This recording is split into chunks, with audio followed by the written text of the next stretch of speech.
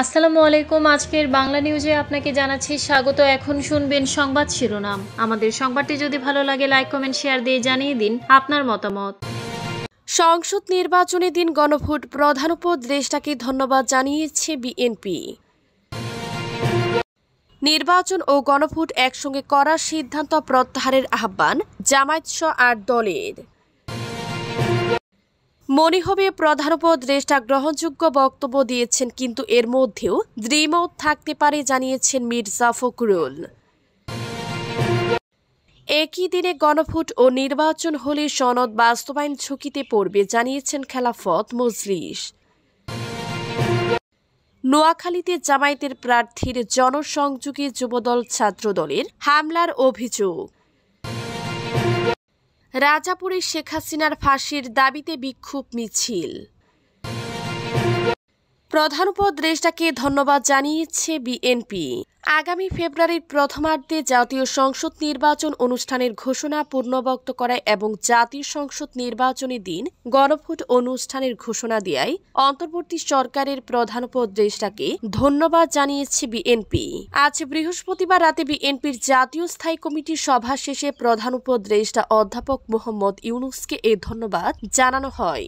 একই সঙ্গে গত 17 অক্টোবর ঐক্যমত্যের ভিত্তিতে স্বাক্ষরিত জুলাই জাতীয় সনদের উপর জনগণের সম্মতি গ্রহণের জন্য গণভোট অনুষ্ঠান এবং শীঘ্রই জাতীয় সংসদ নির্বাচনের আয়োজনের জন্য সরকার ও নির্বাচন কমিশনের প্রতি আহ্বান জানিয়েছেন বিএনপি। বিএনপির গুলশান কার্যালয়ে দলের ভারপ্রাপ্ত চেয়ারম্যান তারেক রহমানের সভাপতিত্বে স্থায়ী কমিটির এই সভা হয়। তারেক রহমান লন্ডন থেকে ভার্চুয়ালি সভায় যুক্ত হন।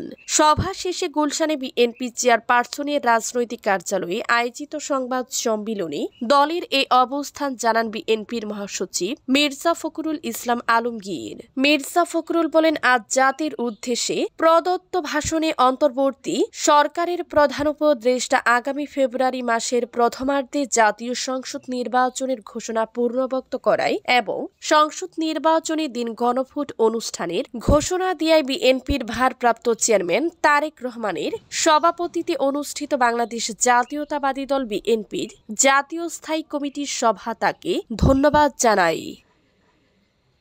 নির্বাচন ও গণভোট একসঙ্গে করার সিদ্ধান্ত প্রত্যাহারের আহ্বান জামায়াত-সহ ৮ দলের। জুলাই জাতীয় সনদ জারির জন্য অন্তর্বর্তী সরকারের প্রধান উপদেষ্টা অধ্যাপক মোহাম্মদ ইউনূসকে ধন্যবাদ জানিয়েছে জামায়াত ইসলামীর সহ সমমনা ৮ দল। তবে জাতীয় সংসদ নির্বাচন ও গণভোট একসঙ্গে করার যে সিদ্ধান্ত, সেটি নিন্দা জানিয়ে প্রধান উপদেষ্টাকে সিদ্ধান্ত প্রত্যাহার করার আহ্বান জানিয়েছে তারা। বৃহস্পতিবার রাতে সমমনা ৮ দলের সঙ্গে বৈঠক শেষে এক প্রেস ব্রিফিংয়ে জামায়াতের নায়েবে আমির সৈয়দ আব্দুল্লাহ মোহাম্মদ তাহের বলেন, জুলাই সনদ জারির জন্য প্রধান উপদেষ্টাকে ধন্যবাদ। তবে এই সনদের কার্যকারিতার জন্য জাতীয় নির্বাচনের আগে গণভোট অপরিহার্য। কিন্তু প্রধান উপদেষ্টা গণভোট ও নির্বাচন একসঙ্গে হবে বলে বিভ্রান্তি তৈরি করেছেন। দলগুলো এর নিন্দা জানাচ্ছে। প্রধান উপদেষ্টা যেন এই সিদ্ধান্ত প্রত্যাহার করেন, সেই আহ্বান জানাচ্ছে দলগুলো। মনে হবে প্রধান উপদেষ্টা গ্রহণযোগ্য বক্তব্য দিয়েছেন, কিন্তু এর মধ্যেও দ্বিমত থাকতে পারে।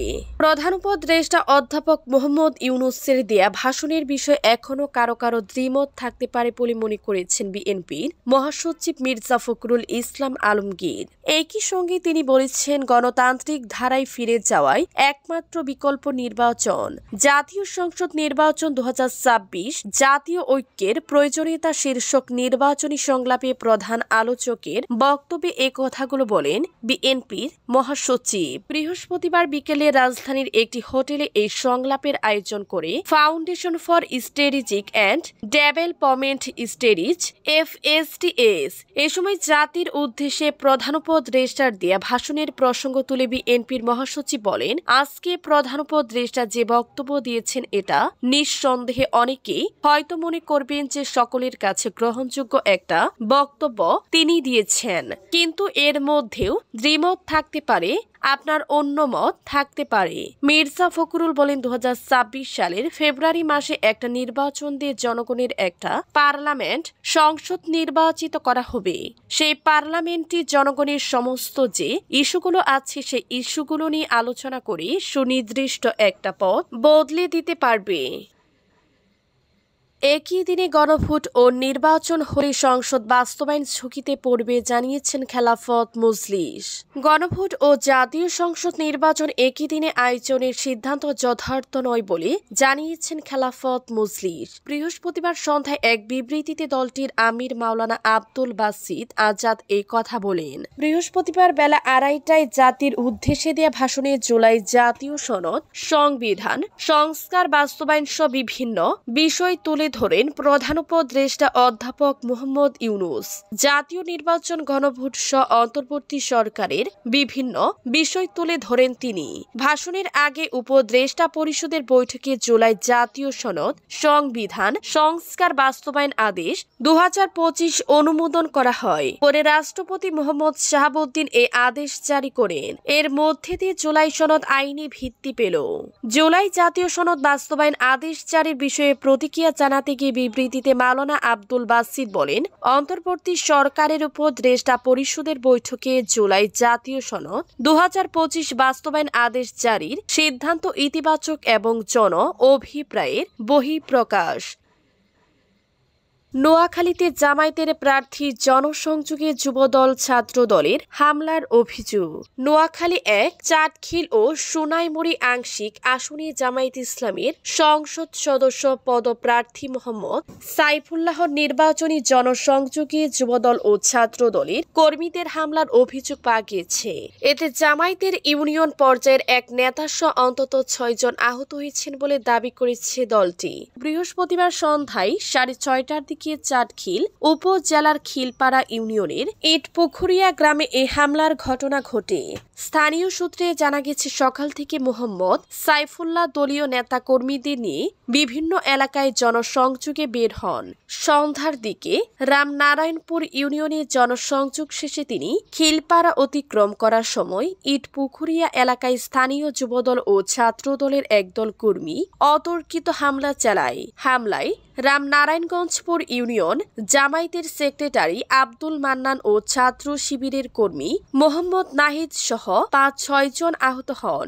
আহত ব্যক্তিদের মধ্যে আব্দুল মান্নান ও নাহিদকে উপজেলা স্বাস্থ্য কমপ্লেক্সে ভর্তি করা হয়েছে।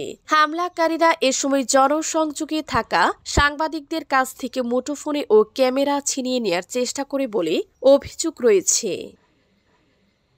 রাজাপুরে শেখ হাসিনার ফাঁসির দাবিতে বিক্ষোভ মিছিল।